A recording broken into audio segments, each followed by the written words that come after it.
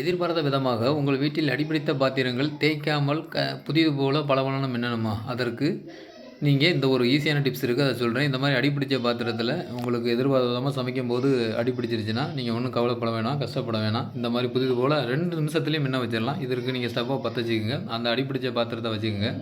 அதில் 1/2 spoon baking soda அல்லது ஆப்பச்சோடான்னு சொல்லுவோம்ல, அதில் ஒரு 1/2 ஸ்பூன் மட்டும் போட்டுக்கோங்க. அதோட 2 கிளாஸ் தண்ணி விட்டுக்குங்க. தண்ணி விட்டு கொதிக்க வச்சிங்கன்னா ஒரு 2 நிமிஷம் நல்லா கொதிக்க வைங்க. அது கிளறி விட்டுக்கிட்டே இருந்தீங்கன்னா அதில் 2ம் சேர்ந்து அப்படியே கெமிக்கல் ரியாக்ஷன் ஆகி லைட்டாக பொங்கி வரும். பொங்கி வரும்போது சும்மா நீங்கள் கிளறி விட்டிங்கனாலே அந்த நல்லா பளபளன்னு புதுசு போல் பளபளன்னு வந்துடும். நீங்கள் வேணும்னா ஒரு ஸ்க்ரேப்பர் போட்டு லைட்டாக க்ளீன் பண்ணுறதுனாலும் க்ளீன் பண்ணிக்கலாம். அதுக்கடுத்து இந்த பாத்திரத்தில் இன்னும் ஒரு டிப்ஸ் இருக்குது. பின்னாடி அடிப்பிடிச்சிருக்கு, அதை எடுக்க முடியாமல் நீங்கள் சிரமப்பட்டுருப்பீங்க. அதற்கு சவினா பொடி இருக்குல்ல, ஒரு பவுல் எடுத்துக்கங்க. அதில் சவினா பொடி 1 ஸ்பூனும், பேக்கிங் சோடா ஒரு 1/2 ஸ்பூன் போட்டுக்கோங்க. அதோட வினிகர் ஒரு ஸ்பூன் சேர்த்துக்கலாம். இதெல்லாம் எப்போவுமே நம்ம வீட்டில் இருக்கணுங்க, அந்த 3 தான். அதை கொஞ்சம் போட்டுட்டு நல்லா அப்படியே நல்லா கலந்து விட்டுக்கிட்டே வாங்க.